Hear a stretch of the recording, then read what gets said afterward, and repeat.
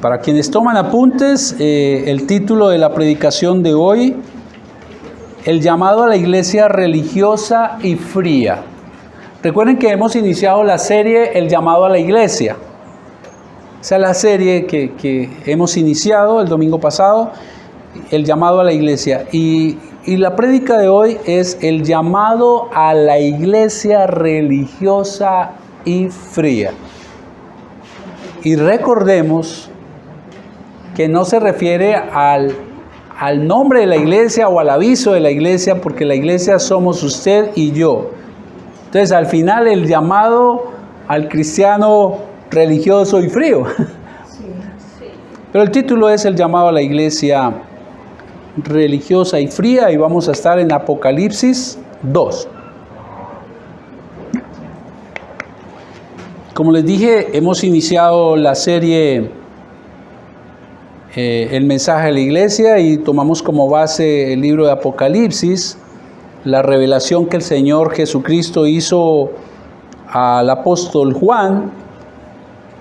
Para inicialmente el destino fue para las 7 iglesias de Asia Menor. Y recordemos que para los judíos el número 7 significaba plenitud, completo. Entonces, basados en eso, la implicación de Apocalipsis es que es un mensaje para el completo de la iglesia. No se quedó solo para esas 7, sino para el total, el completo de la iglesia, es decir, para la iglesia de todos los tiempos y de todos los lugares, y ahí entonces estamos involucrados nosotros. Este es un mensaje que es pertinente también para hoy, es relevante, es un mensaje para nosotros, y veremos en cada mensaje el diagnóstico que Jesús hace a la iglesia. A veces uno piensa que en cuanto a salud uno está bien, hasta que un buen médico le hace un buen diagnóstico y encuentra uno que estaba equivocado. Y así sucede también con la iglesia, que podemos pensar que la iglesia va bien. Y Jesús, que conoce realmente la iglesia, entonces hace un diagnóstico. Por eso hoy en Apocalipsis 2,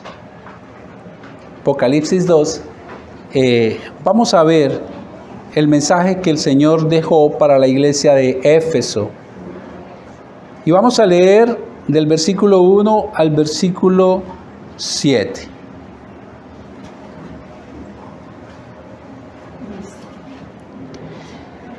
Dice así el Señor, la palabra de Dios. Escribe al ángel de la iglesia en Éfeso, el que tiene las 7 estrellas en su diestra, el que anda en medio de los 7 candeleros de oro, dice esto: yo conozco tus obras y tu arduo trabajo y paciencia, y que no puedes soportar a los malos, y has probado a los que se dicen ser apóstoles y no lo son, y los has hallado mentirosos. Y has sufrido y has tenido paciencia y has trabajado arduamente por amor de mi nombre y no has desmayado. Hasta aquí vemos, wow, es una iglesia ejemplar. Es una iglesia que no tiene tacha. Versículo 4. Pero, los peros del Señor. Pero tengo contra ti que has dejado tu primer amor. Recuerda, por tanto, de dónde has caído y arrepiéntete y haz las primeras obras. Pues si no, vendré pronto a ti y quitaré tu candelero de su lugar si no te hubieres arrepentido. Pero tienes esto, que aborreces las obras de los nicolaitas, las cuales yo también aborrezco. El que tiene oído, oiga lo que el Espíritu de Dios dice a las iglesias. Al que venciere le daré a comer del árbol de la vida, el cual está en medio del paraíso de Dios. Muy bien, vamos a ver el esquema que tiene este texto del 1 al 7. Y lo primero, o el primer punto es, vamos a ver quién origina el mensaje. Eso es importante, porque quien da el mensaje o quien origina el mensaje es el que le da realmente autoridad o no al mensaje. Y el versículo 1 nos dice, escribe al ángel de la iglesia. Es más, aquí está quien lo origina y para quién es, el remitente y el destinatario. El destinatario es el ángel de la iglesia y ahora vamos a mirar de quién se trata. Pero vamos a ver primero quién es el remitente.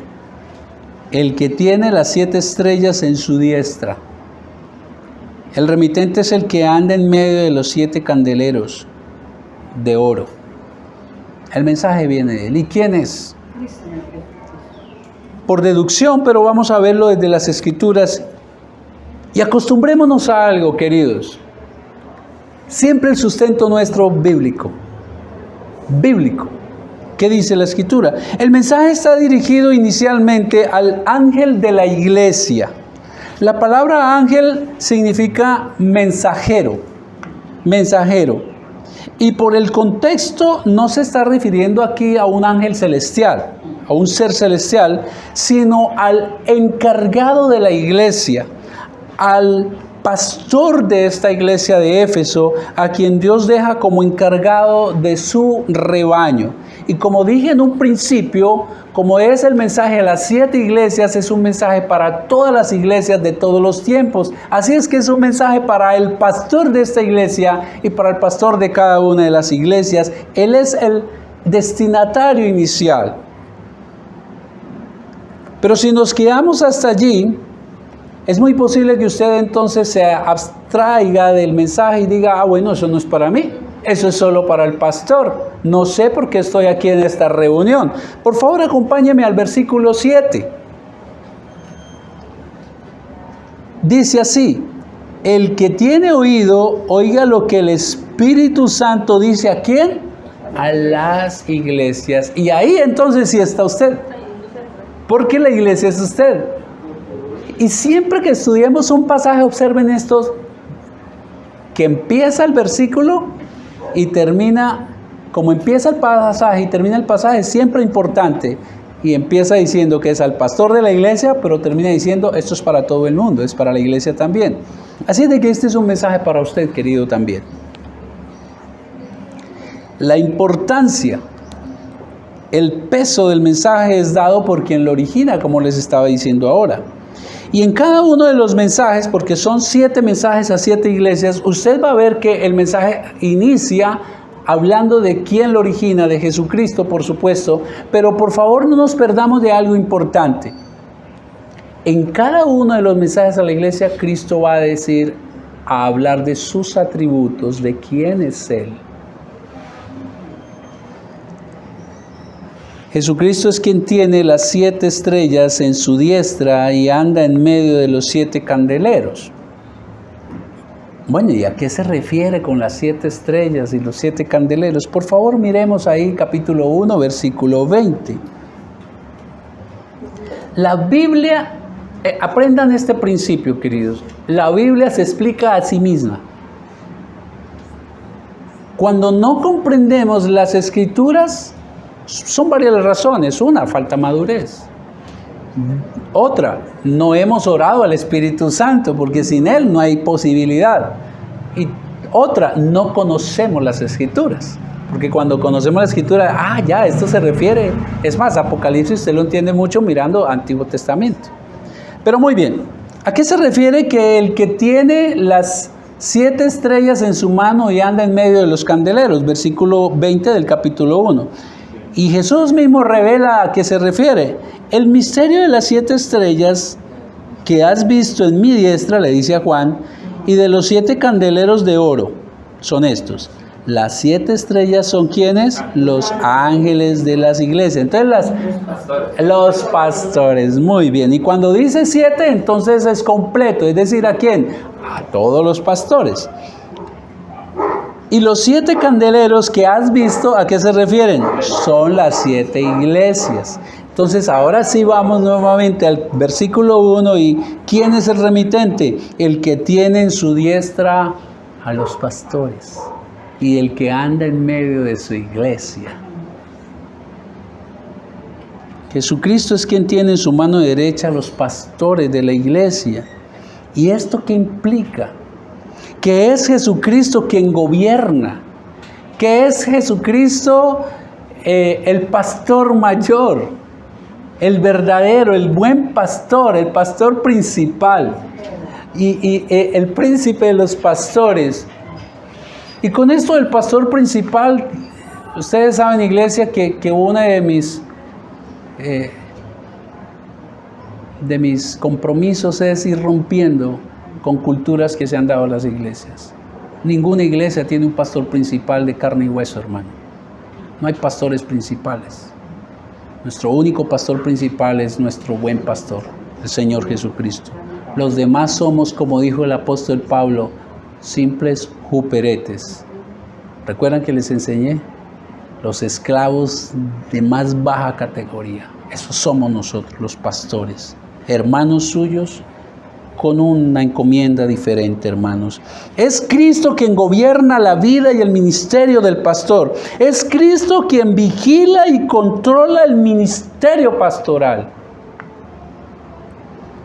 Y es Cristo a quien cada uno de los que hemos sido llamados al santo ministerio tenemos que rendir cuentas. Hebreos 13:17 dice así a la iglesia: obedeced, inspirado por el Espíritu Santo. El autor de Hebreos escribió esto, Hebreos 13:17: obedeced a vuestros pastores y sujetaos a ellos. Y aquí viene la razón. No es porque ellos sean sus capataces, queridos. La razón por la cual debemos como iglesia obedecer y sujetarnos a los pastores es porque ellos velan por vuestras almas.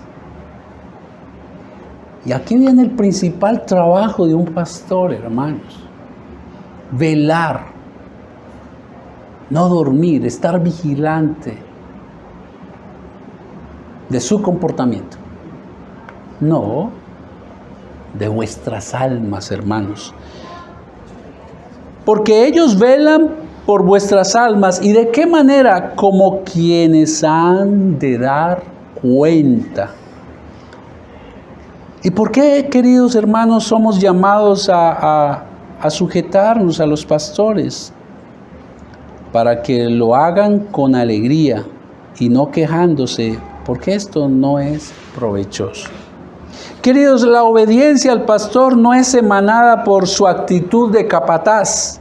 No, el pastor que ejerce su ministerio con el temor de estar siempre bajo el ojo vigilante de Dios, cuida con amor mediante la oración y la palabra el rebaño del Señor que son ustedes. Por tanto, es digno de obedecer su consejo. Y queridos, eso es bueno comprenderlo correctamente. Es Jesucristo que tiene en su mano derecha. Pero eso también implica el cuidado. Y si bien hasta ahora esta hermosa iglesia solo Dios le ha dado por ahora un pastor, tenemos que orar como iglesia para que el Señor llame a más pastores, porque necesitamos tener ancianos que son lo mismo que pastores, hermanos y obispos. Entonces hablo a aquellos que por fe un día yo sé que vamos a tener aquí. No es solamente Dios nos tiene en su mano derecha para vigilar y tener su autoridad, sino para el cuidado. Para el cuidado, porque somos tan frágiles como ustedes, mis hermanos. También es Cristo nos revela en el versículo 1 que Él es el quien anda en medio de los 7 candeleros, es decir, de su iglesia. de su iglesia. Y esto de entrada nos tiene que dar una alegría y una confianza. No estamos solos. Cristo nos acompaña. Es Jesucristo quien acompaña a su iglesia durante el trasegar de la vida de fe hasta el regreso. Y vuelvo y le pido, mi querido hermano, cuando nombro la palabra iglesia me estoy refiriendo a usted. Es Cristo quien le acompaña. Es Cristo quien en medio del trasegar de la vida, de las necesidades, de los afanes, de nuestra debilidad, Él anda junto a cada uno de los miembros de la congregación, mi hermano. No estamos solos. Él cumple la promesa de Mateo 28. He aquí estoy con vosotros todos los días hasta el fin, hasta su regreso. Y de ahí por la eternidad. No estamos solos, hermanos. Usted junto con todos los creyentes es la iglesia del Señor. Por tanto, usted no está solo batallando con su pecado, con la acechanza de Satanás o el pecado del mundo. Como Israel en el desierto fue acompañado por Dios hasta llegar a la tierra prometida, nosotros, la iglesia del Señor, gozamos de la compañía del Espíritu Santo para protección, para provisión, para educación, pero también para corrección. Y eso hace parte del amor de Dios. Porque al que ama, disciplina. ¿Y hasta cuándo?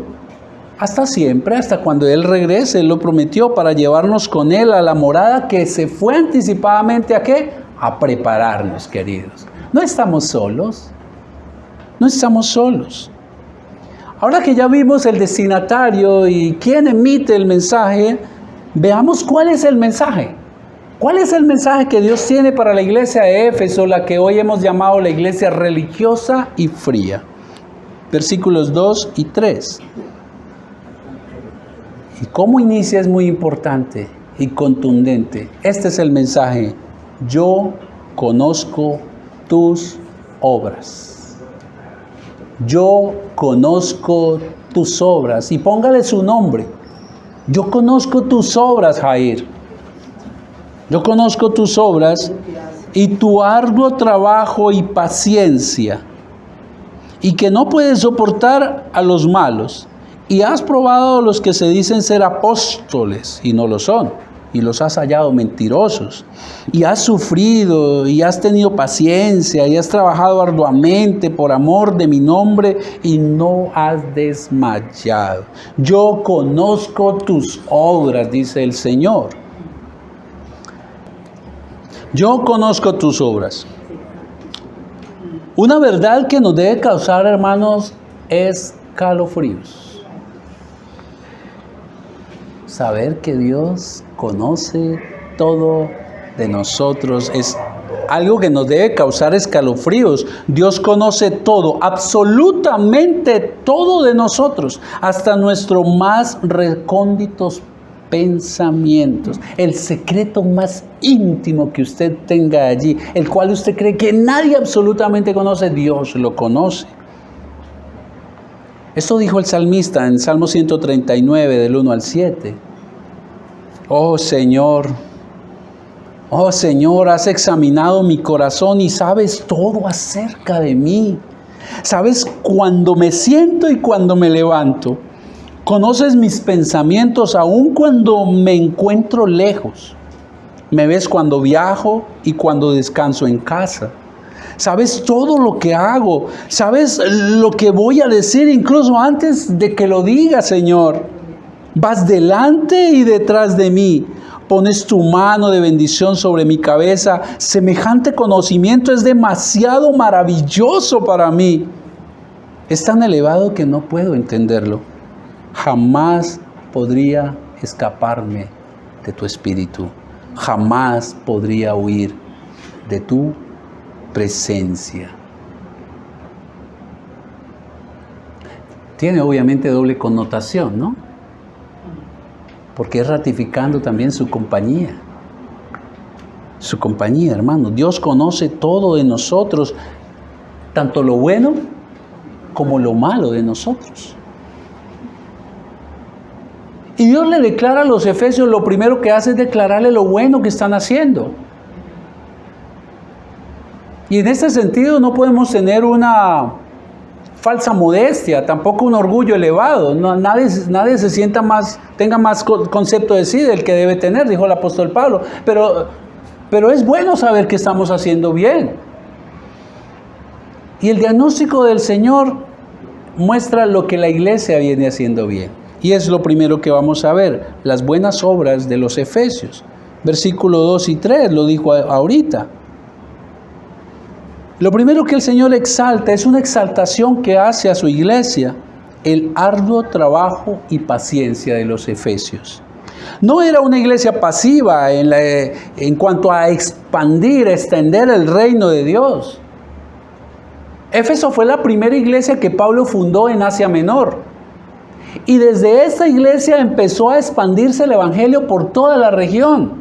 Así es que las otras 6 iglesias que completan estas 7 fueron sembradas por hermanos de la iglesia de Éfeso. No era una iglesia pasiva, era una iglesia que trabajaba y era comprometida con la misión que el Señor dejó, ir a ser discípulos. Seguramente tampoco fue pasiva, tenía un arduo trabajo ¿en qué? En el discipulado, en el estudio de las Escrituras. Eso es fundamental para una iglesia. El discipulado sin duda alguna fue arduo. Hoy lamentablemente muchos no sacan el tiempo para las Escrituras y mucho menos para extender el reino de Dios. En muchos casos podemos caer en un activismo y eso hay que comprenderlo. Era una iglesia que trabajaba duro, pero una cosa es trabajar duro y otra cosa es meterse en un activismo que no va para ningún lado. Y hoy muchas veces podemos caer en activismos que nos engañan haciéndonos sentir ocupados pero sin avance. Es la razón por la que en nuestra iglesia, queridos, hemos determinado enfocarnos para trabajar arduamente, y ya lo hemos manifestado aquí, en estos pilares: la palabra de Dios, la oración, la comunión de los hermanos y la evangelización. Esos son los 4 pilares en que, salvados por gracia, vamos a trabajar con la ayuda del Señor y el compromiso de todos nosotros arduamente, queridos, para trabajar arduamente y no estar metidos en activismo. Y lo que no sume a eso, no lo hacemos. La iglesia de Éfeso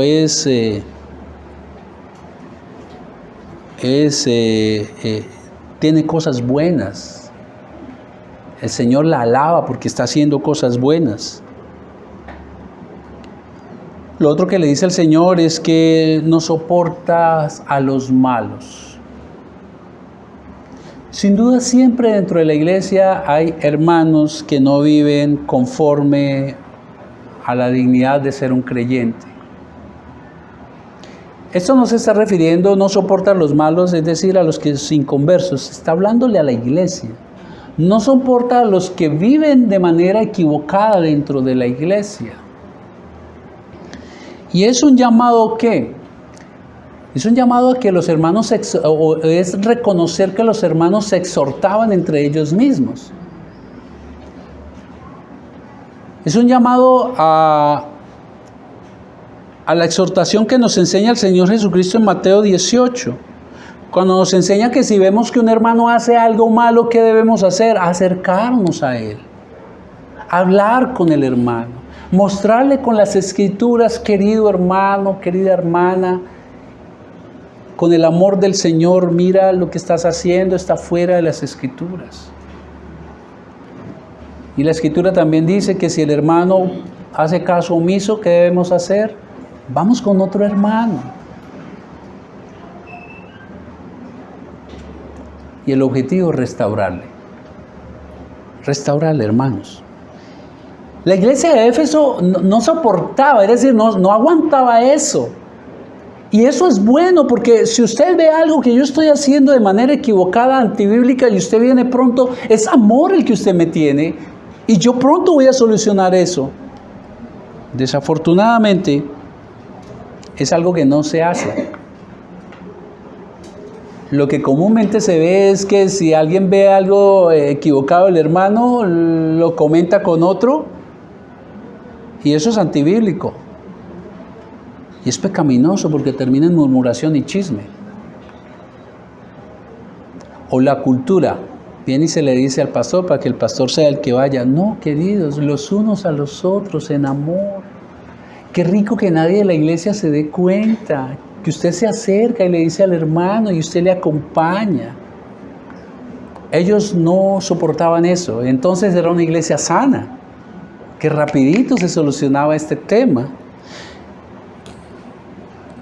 Pero hermanos, los efesios también tenían algo para alabarlos, y es que ellos probaban a los falsos profetas. Aquellos que se llamaban profetas, ellos los probaban y les decían, usted es un mentiroso. Sin duda, para hacer eso, tuvo que haber un arduo trabajo ¿en qué? En las escrituras. Discernimiento y escrituras. Porque usted no puede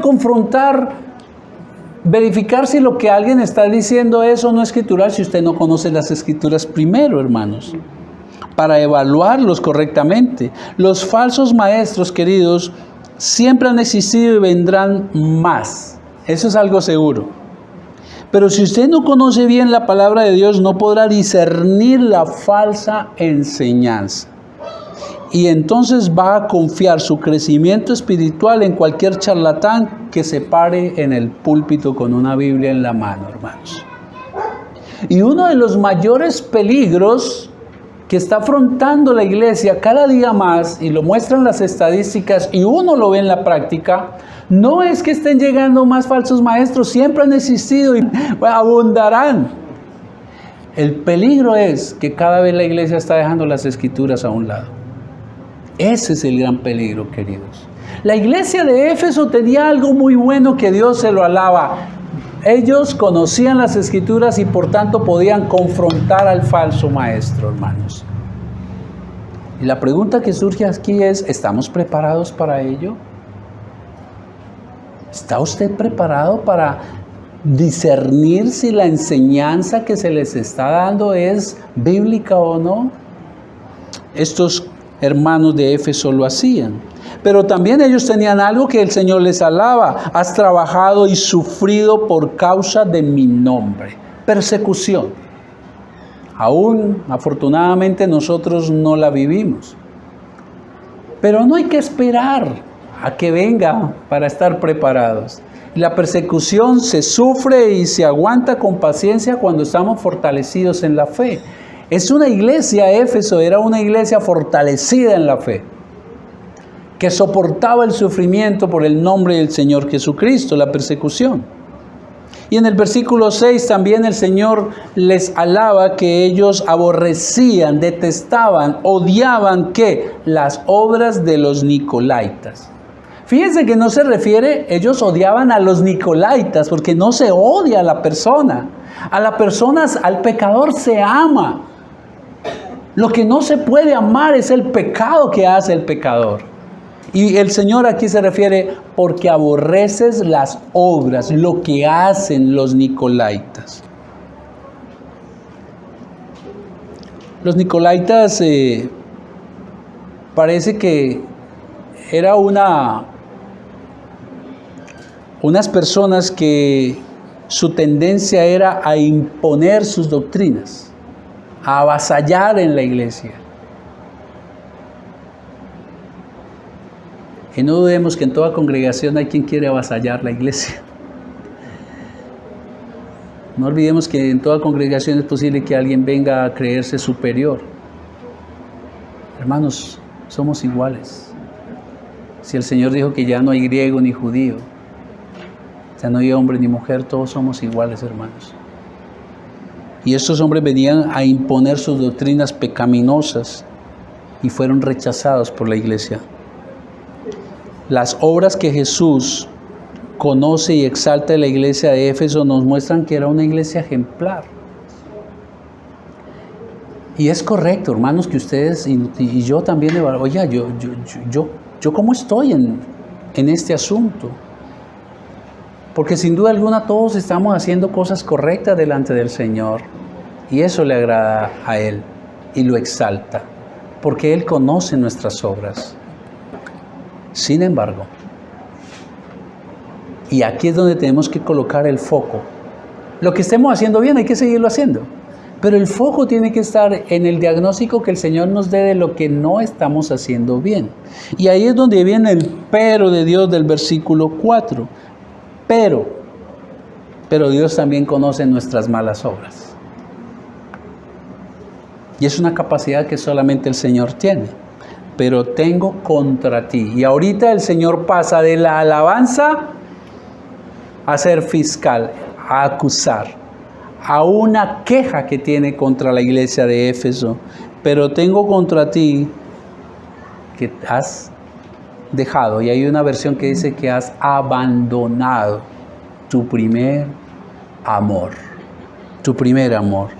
Observe que Jesús ha exaltado las buenas obras de la iglesia, las acciones de la iglesia. Todas son actitudes bíblicas lo que hemos visto. Todas son evidencias externas de la vida cristiana. Pero nuestras obras externas no deslumbran al Señor. Nuestras obras externas no lo pueden engañar.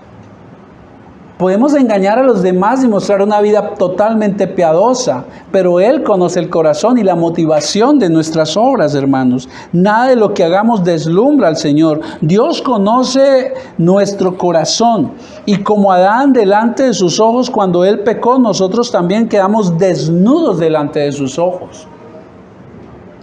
Podemos mostrarnos los más piadosos creyentes, pero a Dios nadie le engaña, hermanos. La iglesia de Éfeso hacía las cosas correctas, tenía la doctrina correcta, pero había perdido la esencia de la doctrina, el amor. El amor. Y yo abro aquí un paréntesis para algo. Y hoy se está volviendo de moda el abrazar las confesiones de fe históricas, y eso es correcto. La fe de Westminster, la confesión de fe de Westminster. Un día la estudiaremos y es correcto hacerlo. Pero lo que se nota hoy en día es que se está convirtiendo en moda. Que se está convirtiendo en moda llamarse reformado. Pero realmente el corazón no ha sido reformado de muchos hermanos, porque cuando he hablado con algunos de ellos se nota un halo de arrogancia y de orgullo. Y la iglesia sí necesita ser reformada. Reformada es volver a la forma bíblica.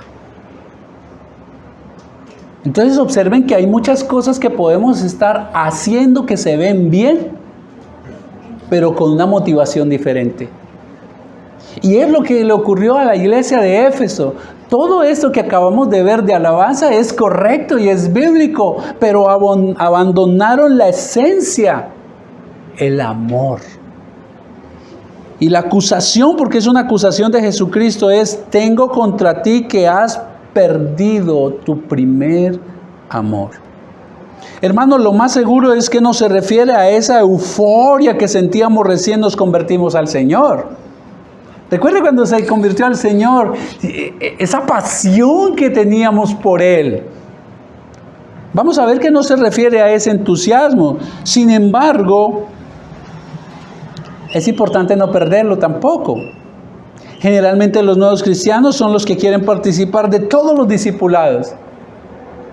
Vamos a dar una enseñanza bíblica de tal. ¿Quiénes se apuntan? Los primeros son los nuevos. Los nuevos cristianos son los que prestan sus casas para todas las reuniones de oración y evangelización. Asisten a todas las reuniones de la iglesia. Pero pasa el tiempo y ahora, maduros, pierden el entusiasmo y ya no hacen lo que hacían cuando eran nuevos. Y como les digo, no se está refiriendo a eso cuando se dice el Señor perdieron su primer amor, pero el entusiasmo hay que mantenerlo, hermanos. Entonces, ¿a qué se refiere el Señor? Y aquí viene un consejo. Tener varias versiones de Biblia, porque nos ayuda a entender más el pasaje. La Nueva Traducción Viviente, el versículo 4 dice lo siguiente y nos da luz. La Reina Valera dice: pero tengo contra ti que has perdido tu primer amor. La Nueva Traducción Viviente dice: tengo una queja en contra tuya. No me amas a mí, ni se aman entre ustedes como al principio. Esa es la queja de Dios con esta iglesia que mostraba obras muy buenas, pero ya no me aman, ni se aman entre ustedes como al principio. La iglesia de Éfeso hacía lo correcto, pero no con amor. Toda obra buena pierde valor cuando no está permeada por el amor. ¿Acaso una mujer se agrada cuando su esposo la tiene viviendo en el más bello palacio, con gran servidumbre, pero no la ama? No. Prefiere vivir modestamente, pero ver que el hombre la ama. He escuchado el testimonio, queridos, de jóvenes que denigran de sus padres porque le dan todo lo material que necesitan, pero menos amor. Los efesios estaban incumpliendo el mandato que Jesús enseñó, que no solo Jesús, que las escrituras que tan arduamente ellos trabajaban, les enseñaban desde el Antiguo Testamento, hermanos. Jesús en Mateo 22, 36, 4 dice lo siguiente: cuando los fariseos le preguntaron con la idea de hacerlo caer, los fariseos le preguntan: Maestro, ¿cuál es el mandamiento más importante en la ley? Y Jesús le respondió: ama al Señor. Ama al Señor tu Dios con todo tu corazón, con toda tu alma, con toda tu mente. Este es el primer mandamiento y el más importante. Hay un segundo mandamiento que es igual de importante. Mire cómo el Señor equipara los dos mandamientos. Amar al Señor con todo mi ser, pero amar al hermano lo equipara. Es igual de importante el segundo mandamiento. Ama a tu prójimo. Ama a tu prójimo como a ti mismo. ¿Y por qué? El amor es crucial y es clave. Porque toda la ley y las exigencias de los profetas se basan en estos dos mandamientos. Y es que es evidente, cuando usted ama a su hermano, usted no lo roba, usted no lo envidia, usted no lo engaña, usted no fornica, todo el bien es para él. Entonces cuando usted hace eso, está cumpliendo la ley de Dios y lo está amando. La mayor expresión de amor a Dios es obedecer sus mandamientos. Eso lo dijo el Señor Jesucristo: si me amas, obedezcan mis mandamientos. Está mal decirle: Señor, te amo con todo mi corazón, para nada, pero demuéstreselo. Los fariseos eran exagerados. Los fariseos fueron los que hicieron esta pregunta, ¿no? Y es paradójico, porque los fariseos eran exageradamente estrictos en buscar cumplir la ley de Moisés. Es más, le añadían otras cosas con tal de ser supremamente piadosos. Sin embargo, su corazón estaba lejos de Dios. Por tanto, sus obras no tenían valor para Dios. Asimismo ocurría con la iglesia de Éfeso, hermanos. Actuaban con el conocimiento correcto, pero sin amar la gracia que Dios les había dado, salvándolos mediante Cristo en la cruz. Y nosotros podemos estar haciendo lo mismo, mis hermanos. Podemos estar haciendo lo correcto. La pregunta es: ¿qué le está motivando? Apocalipsis 1, del 5 al 6. Esta es la gracia que no se valora cuando no obramos con amor. Jesucristo, el testigo fiel, el primogénito de los muertos y el soberano de los reyes de la tierra, al que nos amó y nos lavó de nuestros pecados con su sangre, y nos hizo reyes y sacerdotes para Dios su Padre. A Él sea la gloria e imperio por los siglos de los siglos. Se puede andar correctamente, pero no con la motivación de amar la gracia que Dios nos dio. Dios nos amó cuando aún éramos sus enemigos, hermanos. Fuimos limpiados del pecado por la sangre de Cristo. Dios puso su Espíritu Santo en nosotros y nos dio la capacidad de amarlos.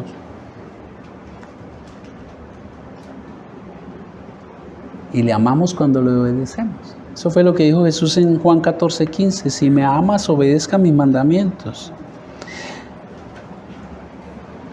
Y también el 1 de Juan, el Señor dice en el capítulo 4, si alguno dice que ama a Dios, oh, yo cuánto te amo, Señor. Es que mi corazón está hinchado del amor que tengo por ti. Pues esto dice las Escrituras, si alguno dice que ama a Dios, pero aborrece a su hermano, es un mentiroso. Lo vimos en la serie pasada, ¿lo recuerdan? La serie de 1 de Juan. Pues el que no ama a su hermano, a quien ha visto, ¿cómo puede amar a Dios a quien no ha visto? Eso estaba ocurriendo con los efesios. Sus obras eran buenas, con un corazón equivocado, sin amor.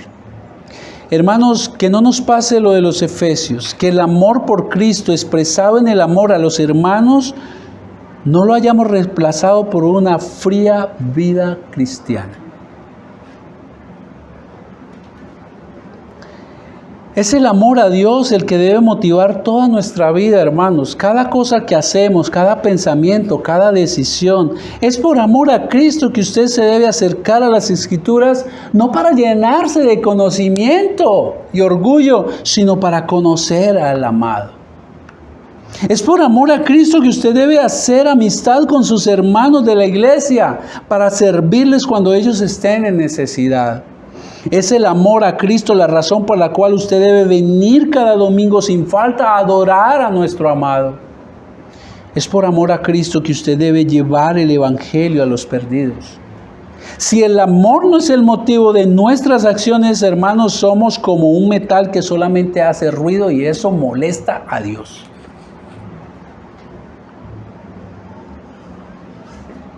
Somos puro ruido.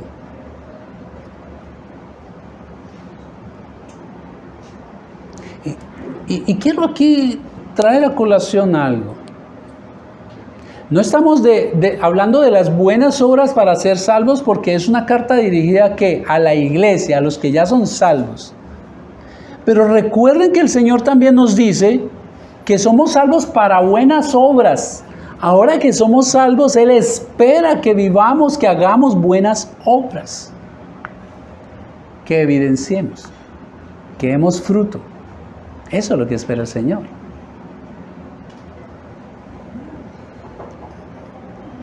Pero ahora que Dios ha hecho el diagnóstico a su iglesia, y ahora que estoy convencido que el Espíritu Santo a usted, como lo ha hecho conmigo, me ha mostrado el pero de Dios. ¿Cuál es el pero que tiene contra usted? ¿Cuál es el pero que tiene contra mí? Ahora el Señor Jesús hace una exhortación. Versículo 5 a su iglesia. Después del pero tengo contra ti que has dejado tu primer amor.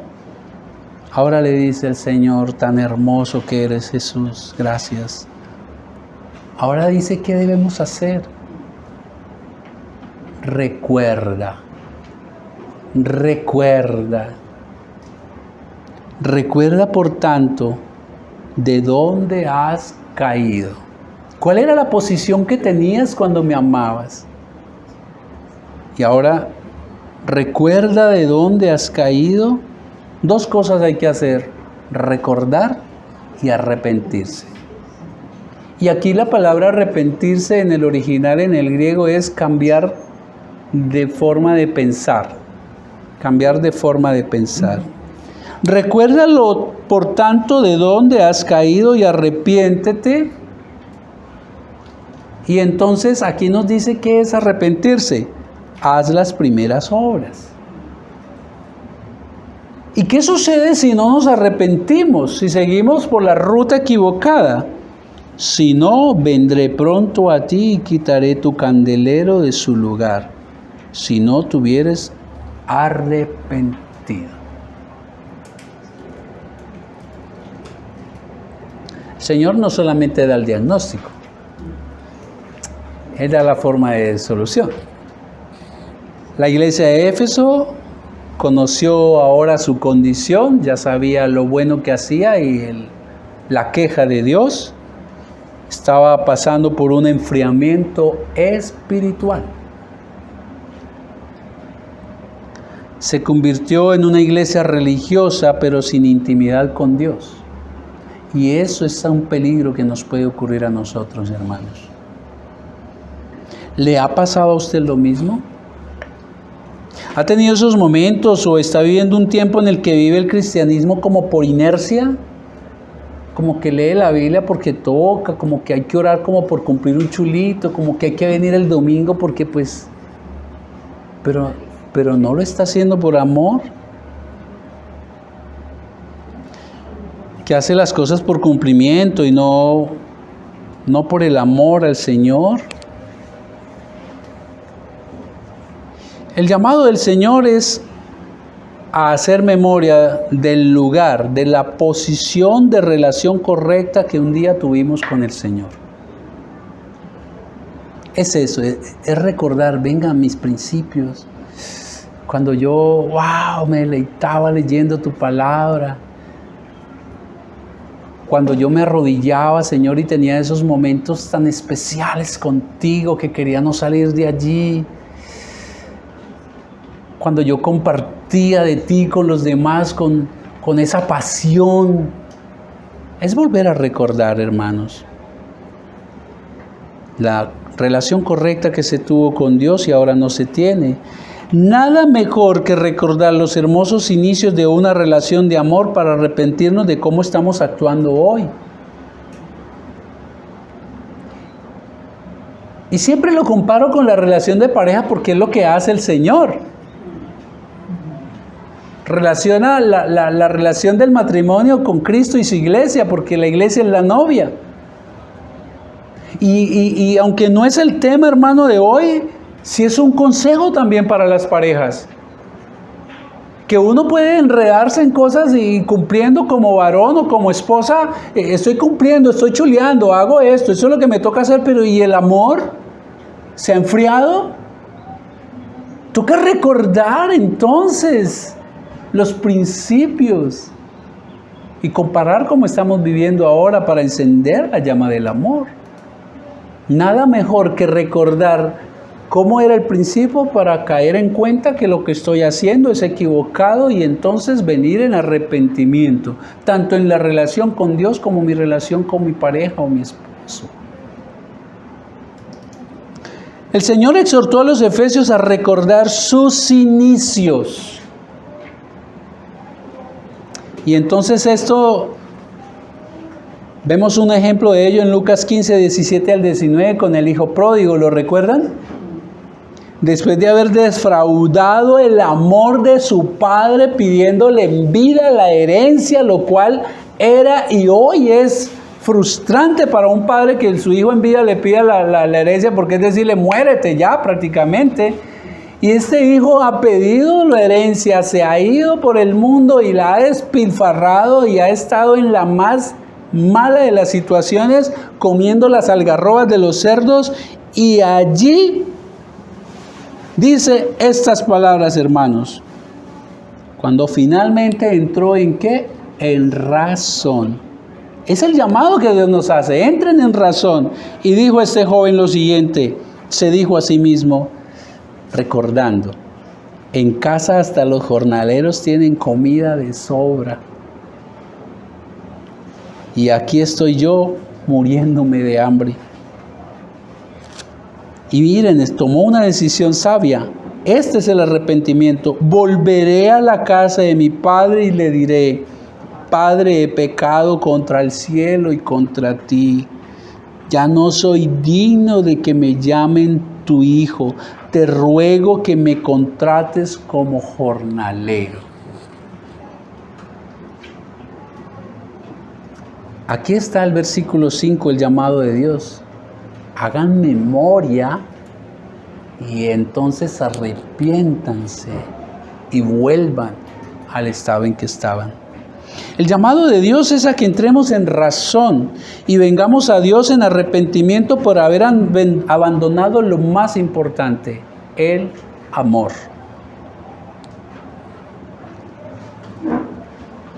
Ahora, es muy posible, queridos, que en su caso no sea el amor.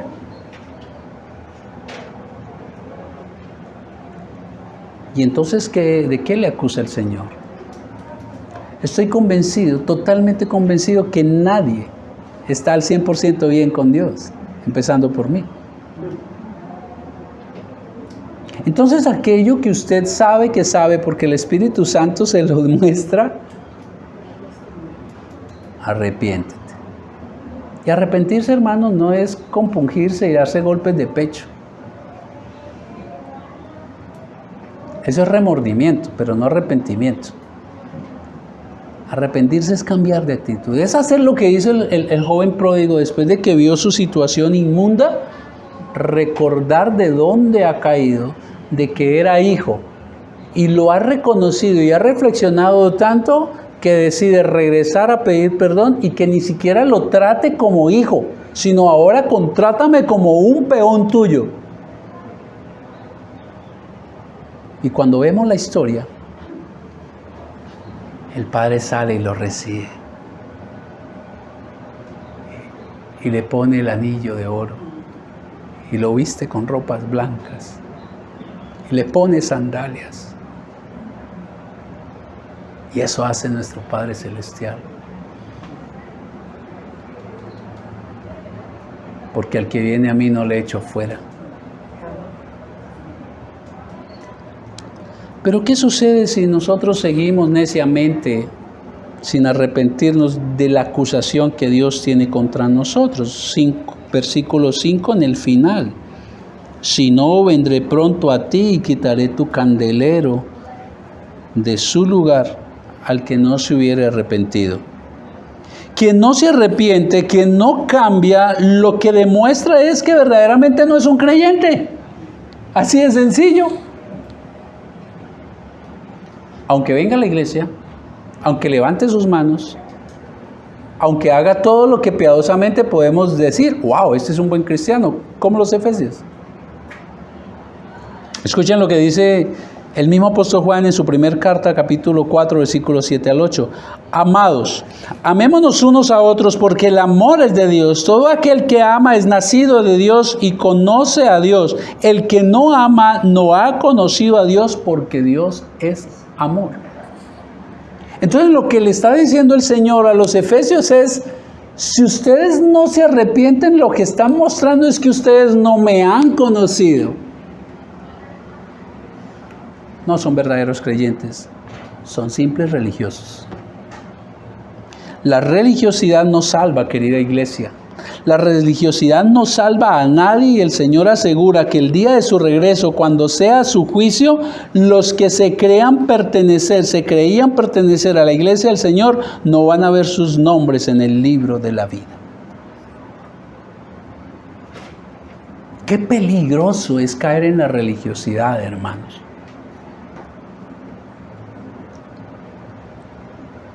Por eso hay que seguir predicando el evangelio dentro de la iglesia.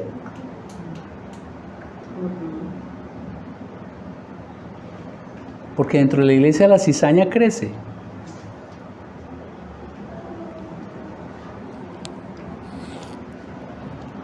Y estos engañados llegará el día del Señor.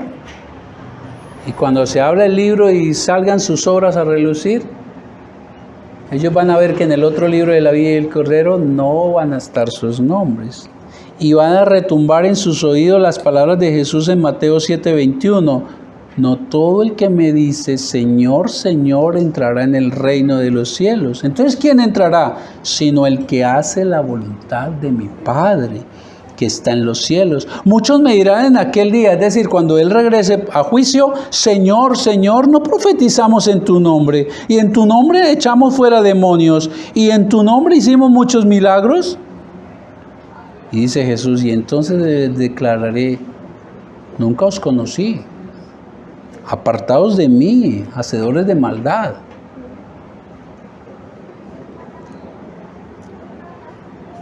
Pero Dios no termina ahí. Ha hecho el diagnóstico de las cosas buenas, de lo que tiene contra su iglesia. Ahora le ha dicho, mira, hijo mío, entonces haz esto. Y cierra con una hermosa promesa, versículo 7. El que tiene oídos oiga lo que el Espíritu lo que el Espíritu Santo dice a las iglesias. Al que venciere le daré a comer del árbol de la vida, el cual está en medio del paraíso de Dios.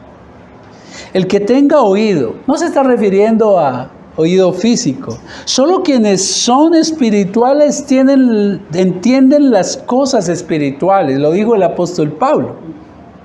Las cosas espirituales las entienden solo los espirituales, solo el creyente puede escuchar la voz del Espíritu Santo.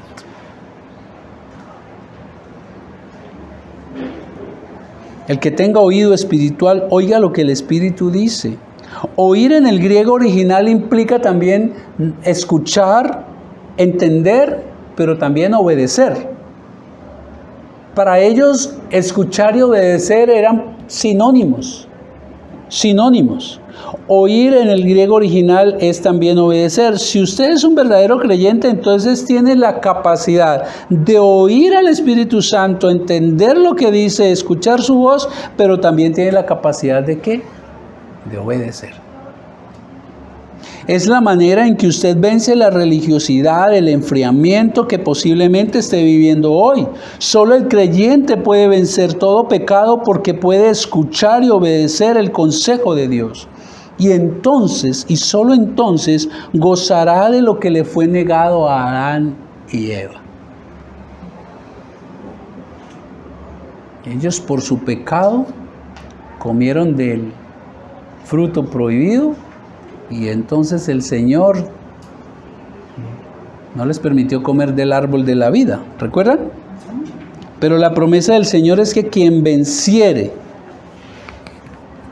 quien sobrepase su pecado, va a gozar de lo que le fue negado a Adán por su pecado. Usted podrá comer del árbol de la vida cuando Cristo regrese para vivir eternamente junto a Él. Esa es la gran promesa, hermanos. Queridos, y cierro con esto. Hermanos, en este país de odios, porque sí que se ha exacerbado el odio en nuestro país, la iglesia del Señor Jesucristo tiene que ser el candelabro que alumbra por el amor que tiene a Dios mediante la obediencia a su palabra. La obediencia a su palabra. La iglesia tiene que alumbrar por el amor que nos tenemos entre nosotros los hermanos cuando nos ayudamos mutuamente.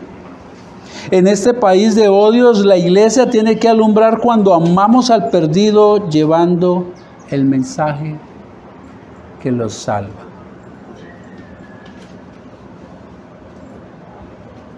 No es alumbrando buscando ser gobernadores, alcaldes o presidentes, hermanos. No alumbramos, aunque respeto al que tome esa decisión, saliendo a las calles a hacer arengas. La palabra iglesia es sacados fuera de ese mundo, apartados para Dios y para ser la luz y la sal de este mundo, para alumbrar por el amor que Dios nos manifestó. Es la iglesia la que hoy está llamada a alumbrar por su amor a los perdidos, a Dios y a los hermanos. Reflexionemos, hermanos, meditemos. Tómese allí un momento